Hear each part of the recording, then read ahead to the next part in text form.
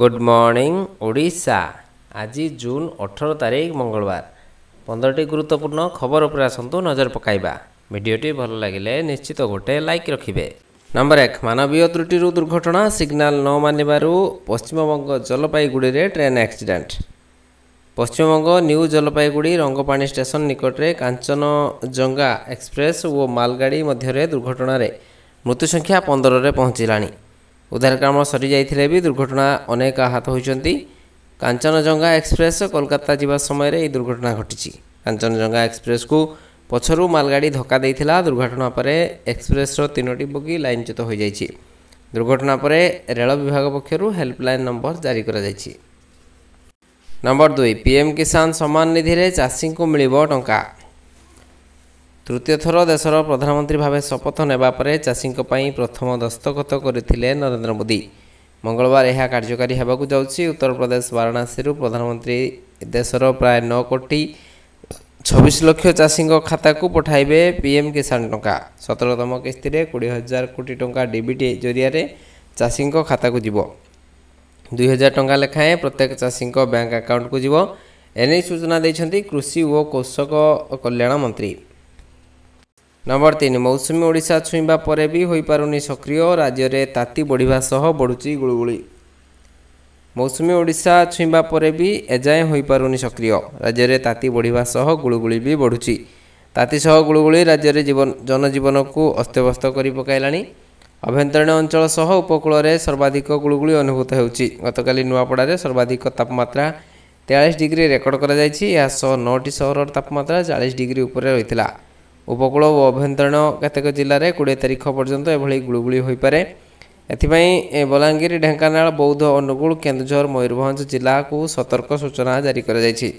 19 रु 20 तारीख भितर विभिन्न स्थान में प्रबल अति प्रबल वर्षा होई पारे। चलित थर गोटे स्थान में मौसुमी वायु दीर्घ समय स्थिर रहिबा जोगु अस्वाभाविक जलवायु स्थिति देखा मिलुछि। नंबर 4 भारत सह श्रीलंका को जोड़िबा पई निर्माण हेबो पोल। शेष पर्याय रे जमी सर्वे प्रक्रिया। भारत एवं श्रीलंकार इतिहास और संपर्क बहुत पुराना। वर्तमान उभय देश को स्थलभाग सहित जोड़िबा पई चली योजना। समुद्र उपर एक सेतु निर्माण हेबो। श्रीलंका राष्ट्रपति रानिल विक्रमासिंघे यह स्पष्ट करछंती। से कहछंती जे भारत एवं श्रीलंका मध्य प्रस्तावित जमी संपर्क में सर्वे शेष पर्यायर अच्छी। श्रीलंका राष्ट्रपति उत्तर पूर्व जिला मन्नानर विकासमूलक कार्य उपर कहछंती जे एही योजनार प्रथम पर्याय फिजिबिलिटी स्टडी शेष होइछि। शेष पर्याय मध्य शीघ्र शेष हो। एथि सहित शनिवार श्रीलंकार वैदेशिक मंत्रालय कहिछि जे भारतीय वैदेशिक मंत्री एस जयशंकर जून 20 रे कोलंबो गस्त करिवे। तबे भारत एपर्यंत कौनसी आनुष्ठानिक घोषणा करनाही। नंबर 5 गाजारे संघर्ष भितर आभ्यंतरीण राजनीति रे फसिले नेतान्याहू। इस्राएल प्रधानमंत्री बेंजामिन नेतान्याहू पई संकट थमिबार ना नै। वैश्विक स्तर में लगातार चापर सामना करुवा नेतान्याहू को एबे निज घर मध्य चापर सामना करने को पड़ुछि।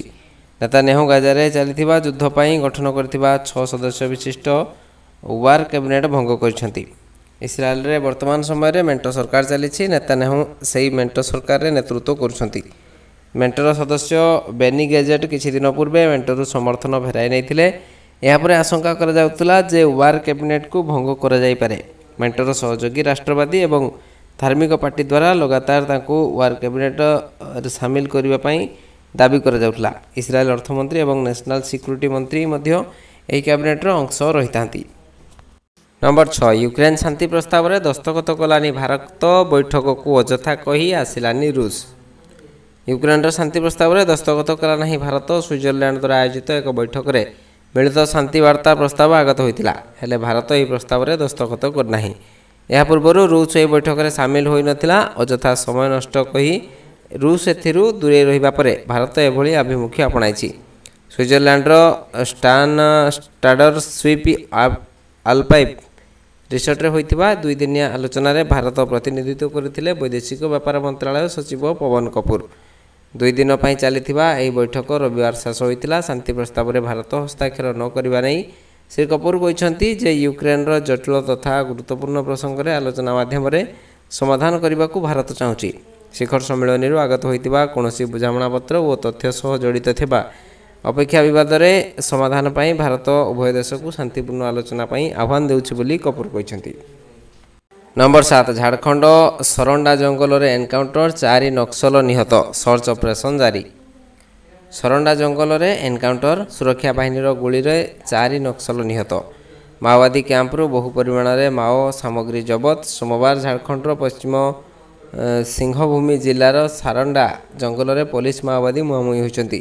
ଏହି ଗୁଳି ବିନିମୟରେ 4 ଜଣ ମାଓବାଦୀଙ୍କ ମୃତ୍ୟୁ ହୋଇଛି। ସେହିପରି 2 ଜଣ ନକ୍ସଲଙ୍କୁ ସୁରକ୍ଷା ବାହିନୀର ଯବାନମାନେ ଗିରଫ କରିବାରେ ସଫଳ ହୋଇଛନ୍ତି। ଏମାନଙ୍କ ନିକଟରୁ ବହୁ ପରିମାଣରେ ମାଓ ସାମଗ୍ରୀ ଜବତ ହୋଇଛି। ମୃତ ନକ୍ସଲଙ୍କ ମଧ୍ୟରେ ଜଣେ ମହିଳା ଥିବା ଜଣାପଡ଼ିଛି। ପ୍ରାଣ ହରାଇଥିବା ମାଓବାଦୀମାନେ ନକ୍ସଲ ସଂଗଠନର ଗୁରୁତ୍ୱପୂର୍ଣ୍ଣ ସ୍ଥାନ ଅଧିକାର କରିଥିଲେ। ଜଣେ ଏରିଆ କମାଣ୍ଡର, ସବ୍ ଜୋନାଲ କମାଣ୍ଡର ଏବଂ ଜୋନାଲ କମାଣ୍ଡର ଭାବେ ନିୟୋଜିତ ହୋଇଥିଲେ। ନମ୍ବର 8 ଜୁନ୍ 29ରୁ ଅମରନାଥ ଯାତ୍ରା ଆରମ୍ଭ ହେଲା, ହେଲିକପ୍ଟର ବୁକିଂ। ଅମରନାଥ ଯାତ୍ରା ଶ୍ରାଇନ୍ ବୋର୍ଡ ଜୁନ୍ 29ରୁ ଆରମ୍ଭ ହେବାକୁ ଯାଉଥିବା 52 ଦିବସୀୟ ଶ୍ରୀ ଅମରନାଥ ଯାତ୍ରା ଲାଗି ବାଲାଟାଲ ଓ ପହଲଗାଁବ ମାର୍ଗ ନିମନ୍ତେ ହେଲିକପ୍ଟର ବୁକିଂ ସେବା ଆରମ୍ଭ କରିଛନ୍ତି। ବାବା ଅମରନାଥ ଯାତ୍ରା ଜୁନ୍ 29ରୁ ଆରମ୍ଭ ହୋଇ 19 ଅଗଷ୍ଟ ରକ୍ଷାବନ୍ଧନରେ ଶେଷ ହେବ। ଅଧିକାରୀଙ୍କ ସୂତ୍ର ଅନୁସାରେ ବାଲଟାଲ ମାର୍ଗ ଲାଗି ନୀଲଗ୍ରଥ ପଞ୍ଚତରଣୀ ନୀଲଗ୍ରଥ ଲାଗି ହେଲିକପ୍ଟର ସେବା ପ୍ରଦାନ କରାଯାଉଛି। ସେହିପରି ଏହି ହେଲିକପ୍ଟର ସେବା ପଲହଗାଁବ ପଞ୍ଚତରଣୀ ପଲହଗାଁବ ମାର୍ଗରେ ଉପଲବ୍ଧ ହେବ। ସୂତ୍ର ଅନୁସାରେ ଅଧିକାରୀ ୱେବସାଇଟ୍ରେ ହେଲିକପ୍ଟର ସେବାର ଅନଲାଇନ୍ ବୁକିଂ କରାଯାଇପାରିବ। ଅନଲାଇନ୍ ଟିକେଟ୍ ଅଥବା ପ୍ରାଥମିକତା ଉପଲବ୍ଧ ହେବ ନାହିଁ। ନମ୍ବର 9 ଆଗାମୀ ଦିନରେ ଦୌଡ଼ିବ ମିଶନ ଶକ୍ତି, କଳ୍ପନା ଜଳ୍ପନା ଭିତରେ ଆଶ୍ୱସ୍ତି ଦେଲା ଉପମୁଖ୍ୟମନ୍ତ୍ରୀ ପ୍ରଭାତୀ ପରିଡ଼ା ମନ୍ତବ୍ୟ। ଆଗାମୀ ଦିନରେ ଦୌଡ଼ିବ ମିଶନ ଶକ୍ତି, ପୂରଣ ହେବ ବିକଶିତ ଓଡ଼ିଶାର ସ୍ୱପ୍ନ। ସରକାର ବଦଳିବା ପରେ ମିଶନ ଶକ୍ତିକୁ ନେଇ ବିଭିନ୍ନ ଚର୍ଚ୍ଚା ଭିତରେ ଏପରି କହିଛନ୍ତି ଉପମୁଖ୍ୟମନ୍ତ୍ରୀ ତଥା ମିଶନ ଶକ୍ତି ମନ୍ତ୍ରୀ ପ୍ରଭାତୀ ପରିଡ଼ା। ସଚିବ ଓ ବରିଷ୍ଠ ଅଧିକାରୀ ସହ ବିଭାଗର ସମୀକ୍ଷା ପରେ ପ୍ରଭାତୀ ପରିଡ଼ା କହିଛନ୍ତି ମିଶନ ଶକ୍ତି ଏକ ମାଇକ୍ରୋ ସରକାର। 19ଟି ବିଭାଗ ଏବଂ ୟୁଏନ୍ ଏଜେନ୍ସି ସହିତ ଅନୁବନ୍ଧିତ। ବିଶ୍ୱ, ରାଜ୍ୟ ଏବଂ ଗାଁ ଏଥିରେ ମିଶି ରହିଛନ୍ତି। ଓଡ଼ିଶାକୁ 1 ନମ୍ବର କରିବା ପାଇଁ ଦେଶର ସାମାଜିକ ସ୍ଥିତି, ଅର୍ଥନୀତି, ମହିଳାଙ୍କ ଅବସ୍ଥିତି ଆଗାମୀ 100 ଦିନ ଭିତରେ ଦ୍ରୁତ ଗତିରେ ବିକାଶ ହେବ। ମିଶନ ଶକ୍ତି ବିଭାଗ ବିକଶିତ ଓଡ଼ିଶାର ସ୍ୱପ୍ନ ପୂରଣ କରିପାରିବ ବୋଲି କହିଛନ୍ତି ପ୍ରଭାତୀ ପରିଡ଼ା। ନମ୍ବର 10 ମଣିପୁର ହିଂସାକୁ ନେଇ ଗୃହ ମନ୍ତ୍ରାଳୟର ଗୁରୁତ୍ୱପୂର୍ଣ୍ଣ ବୈଠକ। ମଣିପୁର ହିଂସାକୁ ନେଇ ଆକ୍ସନ ମୋଡ଼ରେ କେନ୍ଦ୍ର ସରକାର। ଆଜି କେନ୍ଦ୍ର ଗୃହମନ୍ତ୍ରୀ ଅମିତ ଶାହାଙ୍କ ଅଧ୍ୟକ୍ଷତାରେ ବସିଛି ଗୁରୁତ୍ୱପୂର୍ଣ୍ଣ ବୈଠକ। ମଣିପୁର ସୁରକ୍ଷା ସ୍ଥିତି ସମ୍ବନ୍ଧରେ ସମୀକ୍ଷା କରାଯାଇଛି। ଆଇବିର ଓ ବରିଷ୍ଠ ଅଧିକାରୀ ବୈଠକରେ ସାମିଲ ହେବା ସହ ଗୁଇନ୍ଦା ରିପୋର୍ଟ ଉପରେ ତର୍ଜମା କରାଯାଇଛି। ଆଲୋଚନାରେ ମଣିପୁର ମୁଖ୍ୟମନ୍ତ୍ରୀ ଏନ୍ ବରେନ୍ ସିଂ ଯୋଗଦେଇ ରାଜ୍ୟର ତାଜା ସ୍ଥିତି ଉପରେ ରିପୋର୍ଟ ଦେଇଛନ୍ତି। ନିକଟରେ ଆଇଆର୍ଏସ୍ ମୁଖ୍ୟ ମୋହନ ଭାଗବତ ମଣିପୁର ହିଂସାକୁ ନେଇ ଉଦ୍ବେଗ ପ୍ରକାଶ କରିଥିଲେ। ନିର୍ବାଚନ ସରିଥିବାରୁ ବର୍ତ୍ତମାନ ସରକାର ମଣିପୁରର ସମସ୍ୟାର ସମାଧାନ ଦିଗରେ ଧ୍ୟାନ ଦେବା ଜରୁରୀ ବୋଲି ଭାଗବତ ବୟାନ ଦେଇଥିଲେ। ନମ୍ବର 11 ମଲ୍ଲିକାର୍ଜୁନ ଖଡ଼ଗେଙ୍କ ବଡ଼ ଘୋଷଣା, ୱାୟନାଡ଼ରୁ ଇସ୍ତଫା ଦେବେ ରାହୁଲ ଗାନ୍ଧୀ। କଂଗ୍ରେସ ଅଧ୍ୟକ୍ଷ ମଲ୍ଲିକାର୍ଜୁନ ଖଡ଼ଗେଙ୍କ ବଡ଼ ଘୋଷଣା, ଇସ୍ତଫା ଦେବେ ରାହୁଲ ଗାନ୍ଧୀ। ସେପଟେ ୱାୟନାଡ଼ରୁ ନିର୍ବାଚନ ଲଢ଼ିବେ ପ୍ରିୟଙ୍କା ଗାନ୍ଧୀ। ସୋମବାର ଘୋଷଣା କରିଛନ୍ତି ଯେ ରାହୁଲ ଗାନ୍ଧୀ କେରଳର ୱାୟନାଡ଼ ଲୋକସଭା ଆସନ ଛାଡ଼ି ରାୟବରେଲୀରୁ ସାଂସଦ ହେବେ। ଏହାସହ କଂଗ୍ରେସ ସାଧାରଣ ସମ୍ପାଦିକା ପ୍ରିୟଙ୍କା ଗାନ୍ଧୀ ୱାୟନାଡ଼ରୁ ନିର୍ବାଚନ ଲଢ଼ିବେ ବୋଲି ଖଡ଼ଗେ ଘୋଷଣା କରିଛନ୍ତି। 2024 ଲୋକସଭା ନିର୍ବାଚନରେ ରାହୁଲ ଗାନ୍ଧୀ କେରଳର ୱାୟନାଡ଼ ଏବଂ ଉତ୍ତରପ୍ରଦେଶର ରାୟବରେଲୀରୁ ବିଜୟୀ ହୋଇଥିଲେ। ଆଇନ ଅନୁଯାୟୀ ତାଙ୍କୁ ଗୋଟିଏ ଆସନ ଛାଡ଼ିବାକୁ ପଡ଼ିଛି। ମଲ୍ଲିକାର୍ଜୁନ ଖଡ଼ଗେ ସୋମବାର ଏକ ସାମ୍ବାଦିକ ସମ୍ମିଳନୀ କରି କହିଛନ୍ତି ଯେ ରାହୁଲ ଗାନ୍ଧୀ କେରଳରେ ୱାୟନାଡ଼ ଆସନରୁ ଇସ୍ତଫା ଦେବେ। ନମ୍ବର 12 ବଦଳିଲା ସରକାର, ବଦଳିଲା ପାଠ୍ୟକ୍ରମ, ବଦଳିଲା ଦ୍ୱାଦଶ ଶ୍ରେଣୀ ରାଜନୀତି ବିଜ୍ଞାନ ବିଷୟବସ୍ତୁ। ବହିରୁ ହଟିଲା ପାଠ୍ୟକ୍ରମ, ତେଜିଲା ବିବାଦ। ଦ୍ୱାଦଶ ଶ୍ରେଣୀ ରାଜନୀତି ବିଜ୍ଞାନରେ ଦେଶର ସବୁଠୁ ଚର୍ଚ୍ଚିତ ତଥା ସମ୍ବେଦନଶୀଳ ଘଟଣା ବାବରି ମସଜିଦ, ରାମ ମନ୍ଦିର ଆନ୍ଦୋଳନ ଓ ଗୁଜରାଟ ଦଙ୍ଗା ବିଷୟବସ୍ତୁର ଶୀର୍ଷକରେ ପରିବର୍ତ୍ତନ କରାଯିବା ସହ ପାଠ୍ୟକ୍ରମ କାଟଛାଟ କରାଯାଇଛି। ନୂଆ ପରିବର୍ତ୍ତନ ଅନୁସାରେ ଗୁଜରାଟ ଦଙ୍ଗା, ବାବରି ମସଜିଦ ଧ୍ୱଂସ ଓ ରାମ ମନ୍ଦିର ଆନ୍ଦୋଳନ ପରି ସମ୍ବେଦନଶୀଳ ଘଟଣା ସମ୍ବନ୍ଧିତ ସମସ୍ତ ଶୀର୍ଷକ ବଦଳାଯିବା ସହ ପାଠ୍ୟକ୍ରମରେ କାଟଛାଟ କରାଯାଇଛି। ଏନେଇ ଏନ୍ସିଆର୍ଟିର ନିର୍ଦ୍ଦେଶ ପ୍ରସାଦ ସକ୍ଲାନି ସୂଚନା ଦେଇଛନ୍ତି। ନମ୍ବର 13 ଇଭିଏମ୍ ପ୍ରସଙ୍ଗରେ ଥମୁନି ବିବାଦ, ରାହୁଲ ଗାନ୍ଧୀଙ୍କ ପରେ ସାମ ପିଟ୍ରୋଦାଙ୍କ ଦାବି। ଇଭିଏମ୍କୁ ନେଇ ବିବାଦୀୟ ବୟାନ ବର୍ଷା ହେବାରେ ଲାଗିଛି। ଏଲନ୍ ମସ୍କ ଓ ରାହୁଲ ଗାନ୍ଧୀଙ୍କ ପରେ ବିବାଦ ନିଆଁରେ ଘିଅ ଢାଳିଛନ୍ତି କଂଗ୍ରେସ ନେତା ସାମ ପିତ୍ରୋଦା।